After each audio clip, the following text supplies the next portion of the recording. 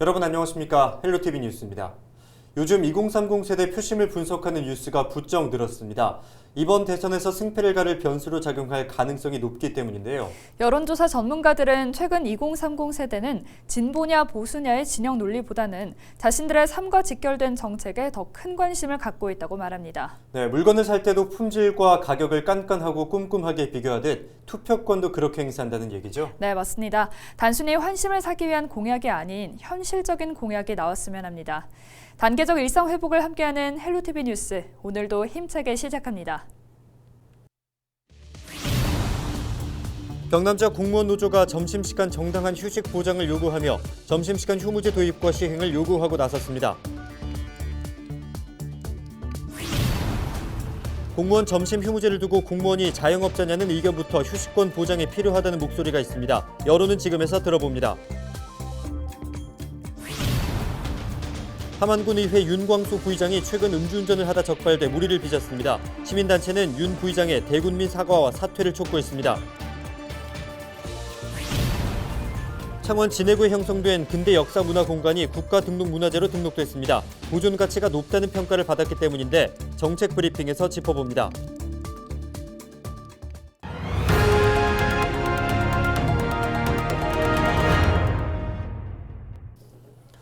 직장인들에게 점심시간은 밥도 먹고 휴식도 취할 수 있는 소중한 시간인데요. 이런 점심시간에도 맘 편히 밥 한 끼 먹기가 힘든 사람들이 있습니다. 바로 각종 민원을 담당하는 지자체 민원실 직원들입니다. 공무원 노조가 휴식권 보장을 요구하며 공무원 점심시간 휴무제 도입에 목소리를 높이고 있습니다. 보도에 표현민 기자입니다. 창원의 한 행정복지센터입니다. 시간이 점심시간인 12시를 넘겼습니다. 민원실 안으로 들어가 봤습니다. 민원인들의 발길이 계속되면서 공무원들이 교대로 업무를 보고 있는 상황입니다. 평일 점심시간 이곳을 찾는 민원인 수는 적지만 민원 처리를 위해 동시에 자리를 비울 수 없는 겁니다. 그렇다 보니 먼저 식사에 나선 직원들도 교대를 위해 허겁지겁 밥을 먹거나 전화 한 통에 민원실로 복귀하기 일쑤입니다.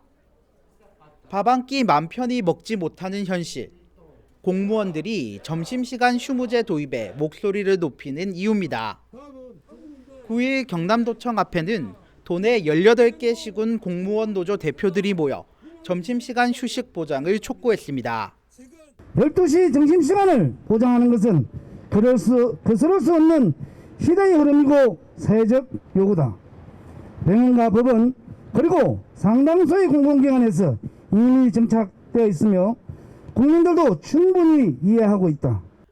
점심시간을 보장받지 못하는 것, 근로기준법과 지방공무원 복무규정 위반이며 무인 발급기도 곳곳에 설치돼 휴무제를 시행하지 않을 이유가 없다는 겁니다.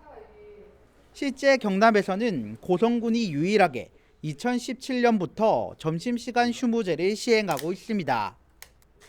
초기 민원인들의 불만이 제기됐지만 제도가 정착하면서 오히려 휴식을 보장받는 공무원들은 업무 효율이 높아졌다고 말합니다. 알게 모르게 민원이 있었는데 지금은 그런 현상들은 거의 없습니다. 그리고 공무원들도 민원인들도 상당히 만족하고 있습니다. 친절한 행정 서비스를 위해 충전의 시간이 필요하다는 공무원들. 하지만 시간을 내 기간을 찾는 민원인의 반발과 시행 시기에 대한 이견도 커 점심시간 휴무제 도입을 놓고 적잖은 진통이 예상됩니다. 헬로티비 뉴스 표영민입니다.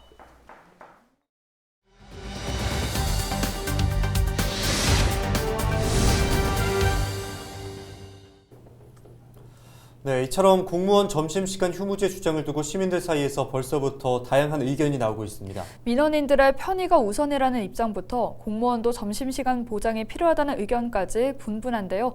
여론은 지금 김현민 기자가 취재했습니다.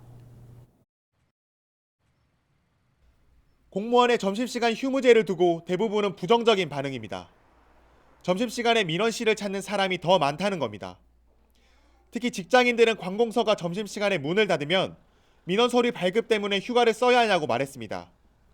공무원의 불편은 있겠지만 지금처럼 돌아가면서 식사를 하는 것이 좋겠다는 의견입니다. 그것도 일리 있는 말씀은 맞는데요. 개인적인 인권도 있고 뭐 자기들 그 시간이 중요하니까. 근데 또 좀 시민으로서만 보면 솔직히 그 12시 점심시간에 시간 내서 업무 보러 오시는 분들도 계시기 때문에 조금 불편하더라도 돌아가면서 조금 여유 있게 달력 있게 해주시면 저희 입장에서는 감사한 부분이죠. 아무래도 직장인분들 같은 경우도 그렇게 된다면은 사실 이용할 수 있는 시간대도 없을 거고 서로 의견이 좀 상충되지 않는가 생각하는데 특히 인터넷이나 무인 서류 발급 서비스에 익숙하지 않은 노인들의 반대는 더 큽니다. 민원 처리할 공무원이 없으면 점심시간이 끝날 때까지 기다릴 수밖에 없다는 겁니다. 안 그렇지. 아무래도 그렇잖아요. 우리가 그 사람들을 위해서 있는 거 저기 하는 거요. 아니면 그 사람들은 우리를 보고 있는겨. 그렇잖아. 몸이 불편한 시민도 반대 의견을 보였습니다. 보호자와 함께 민원실을 방문해야 하는데 보호자가 일을 하기 때문에 점심시간이 아니면 이용하기가 어렵다는 입장입니다. 사실 내 몸이 불편해 혼자 못 다니거든요. 남편이 손 잡아줘야 다니고. 네네. 시민을 위해서 봉사하고 일하고 돈 받는 건데 그렇다면 문제가 있는 거죠. 봉사 정신이 없는 거죠. 물론 공무원의 점심시간을 보장해줘야 한다는 의견도 있었습니다. 일부 시민들은 휴식 시간으로 업무 효율성을 더 높일 수 있을 거라고 말했습니다. 점심시간을 보장해줬으면 좋겠습니다. 어떤 이유 때문에 그러시죠? 그냥 뭐 일단은 식사를 하고 내가 좀 편안히 쉬어야 다음 후반 오후에 근무도 할 수 있고 그러니까요. 공무원 점심시간 휴무제를 놓고 다양한 의견이 쏟아지는 가운데 공무원 노조는 점심시간 휴무 추진위원회를 구성하고 지자체장과 면담에 나선다는 계획입니다. 헬로티비 뉴스 김병민입니다. 함안군의회 윤광수 부의장이 최근 음주운전을 하다 적발돼 시민단체가 사퇴를 촉구했습니다. 참여 연대를 위한 함안 시민 모임은 성명서를 내고 윤 부의장의 제명과 함께 대군민 사과와 사퇴를 요구했습니다. 윤 부의장은 지난달 23일 술을 마시고 차를 몰다 함안 중학교 인근에서 인도 경계석을 들이받는 사고를 냈습니다. 주민 신고를 받고 출동한 경찰 단속에서 음주운전으로 면허 취소 처분을 받았습니다. 단계적 일상 회복 이후 경남에서 음주운전으로 적발된 건수가 100건이 넘었습니다. 경남경찰청은 이달 1일부터 7일까지 도심 유흥가와 식당 일대를 단속한 결과 모두 150여 건을 적발했다고 밝혔습니다. 경찰은 음주운전은 다른 사람의 소중한 생명과 재산을 빼앗는 중대 범죄라며 앞으로 단속을 더 강화할 거라고 말했습니다.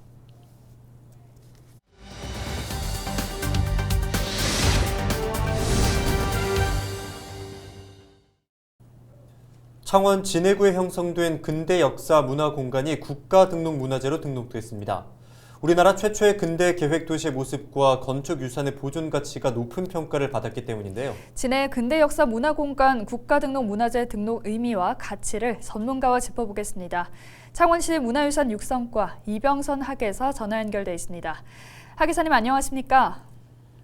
예, 안녕하세요. 창원시청 문화유산 육성과의 학예연구사 이병선입니다.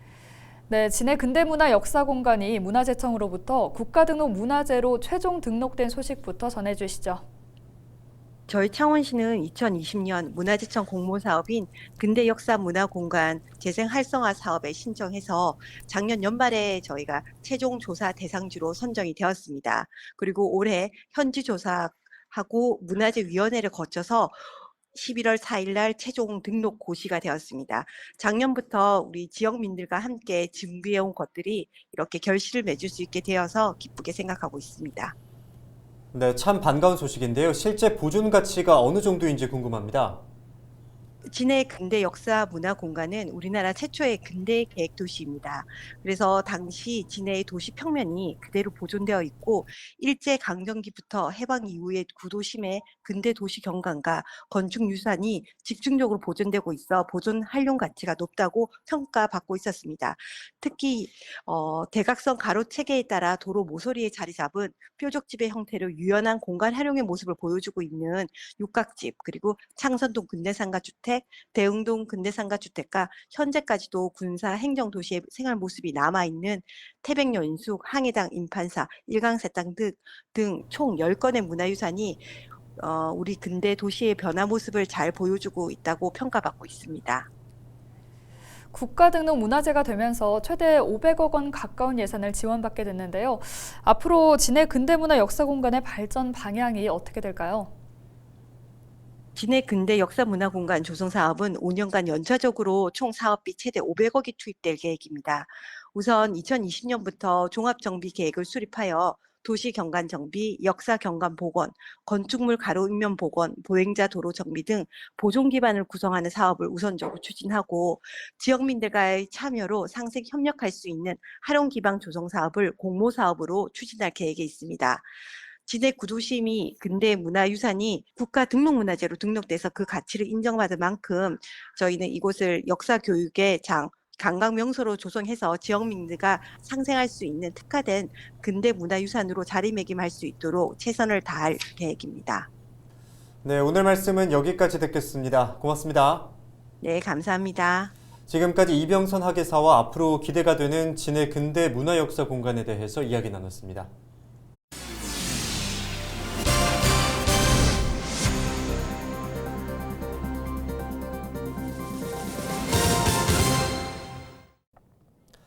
경남도 교육청이 시도교육청 최초로 법인형 제로페이를 시행합니다. 법인형 제로페이는 소상공인의 카드 수수료 부담을 줄이고 지역경제 활성화를 위해 도입된 것으로 일상 경비 중 업무 추진비를 기존 제로페이처럼 가맹점에서 결제하면 교육청 계좌에서 대금이 지급됩니다. 이를 위해 도교육청은 NH농협은행과 법인형 제로페이 약정식을 맺었습니다. 교육청 법인형 제로페이는 22일부터 본청 총무과에서 시범 운영을 시작해 다음 달 6일부터 모든 과에서 사용할 계획입니다. 밀양시가 개발한 밀양 돼지국밥 캐릭터 굿바비가 친근한 이미지로 브랜드를 알리고 있습니다. 굿바비는 국밥의 부드러운 발음에 영어 굿을 넣은 긍정적인 이름의 이미지로 대도시 전광판과 고속도로변 광고판에 밀양국밥을 알리는 캐릭터로 활용되고 있습니다. 또한 다양한 사업과 행사에도 등장해 관광객에게 홍보하고 있습니다. 밀양시는 공식 유튜브와 영상 콘텐츠 제작도 제작해 밀양국밥을 알리고 있습니다. 경상남도가 전국적으로 발생하고 있는 요소수 품귀 현상에 따라 비상대책특별팀 TF를 구성했습니다.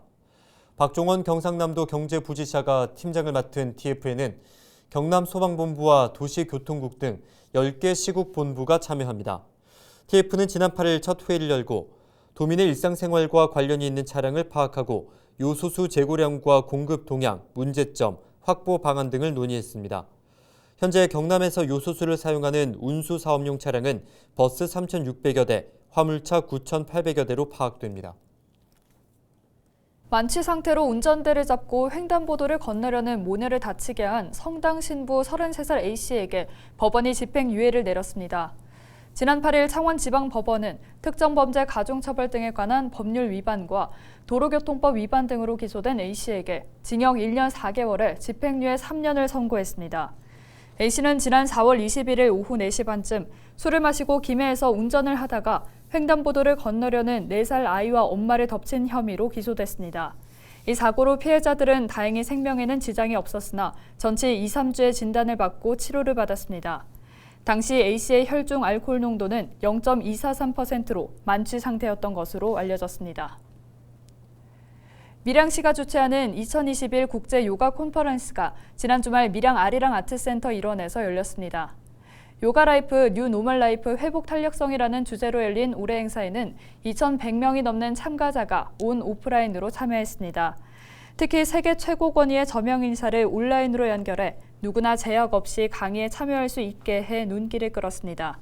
개회식에는 밀양 시민과 어린이가 함께하는 밀양 아리랑 요가 공연이 이어졌으며 콘서트에는 연예인과 전문가, 시민 등이 참여해 전 세계 요가인들과 소통했습니다. 올해로 5년째를 맞은 밀양 요가 콘퍼런스에는 인도 정부에서 각별한 축하를 전했습니다.